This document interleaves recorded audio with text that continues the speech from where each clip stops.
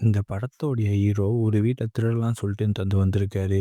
அப்ப rest room வருதுன்னு சொல்லிட்டு அவர் ரெஸ்ட் ரூம் தந்து போயிட்டு தந்து இருக்காரு. அப்ப திடீர்னு வந்து பார்த்தீங்கன்னா, அவர் வந்து கண்ணாடிய தந்து க்ளோஸ் பண்ணும்போது, அங்க ஒரு பொண்ணு தந்து குளிச்சுட்டு வந்து பார்த்தீங்கன்னா இருக்கா. இத பார்த்து ஹீரோ செம்மையா தந்து பார்த்தீங்கன்னா பயந்துர்றாரு.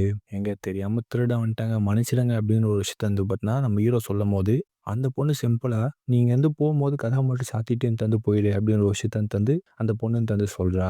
இத பார்த்து ஹீரோ வந்து பார்த்தீங்கன்னா கன்ஃப்யூஸ் ஆகுறாரு. இவனும் நம்மள மாட்டி விடாம இருக்கான்னு சொல்லிட்டு பார்த்தா, அங்க ஒரு டேப்லெட் பாக்ஸ் வந்து காலியா இருக்கு. பார்த்தா அந்த பொண்ணு வந்து சூசைட் வந்து அட்டெண்ட் பண்றதுக்காக எல்லா டேப்லெட்டும் எடுத்துன்னு தந்து போட்டுருக்கா.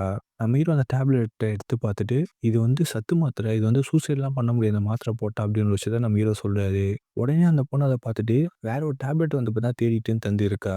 நம்ம ஹீரோ என்ன பண்றாருன்னா, வேற ஒரு டேப்லெட் எடுத்துன்னு தந்து பார்த்தீங்கன்னா, "இத போட்டா செத்துடலாம்" அப்படின்னு ஒரு விஷயத்த சொல்லி தந்து குடுக்குறாரு. இந்த பொண்ணு ஓகே சூப்பர் அப்படின்னு சொல்லிட்டு அந்த டேப்லெட்ட போட்டுட்டு, திரும்ப அந்த பாத் டப்லயே போய் தந்து படுத்துர்றா. நம்ம ஹீரோ வந்து பார்த்தா கதவ சாத்திட்டு அங்க வந்து டிவி இருக்கிற எல்லா பொருளையும் தந்து பார்த்தீங்கன்னா, போட்டுட்டு வண்டி எடுத்துன்னு வந்து பார்த்தீங்கன்னா போயிட்டு தந்திருக்காரு. அப்பதான் அவருக்கு ஞாபகம் வருது, அவரோட கையில ஏதோ அந்த மாத்திரை டப்பால இருக்குன்னு சொல்லிட்டு, அடிச்சு புடிச்சுன்னு சொல்லிட்டு அந்த இடத்துக்கு திரும்ப வராரு.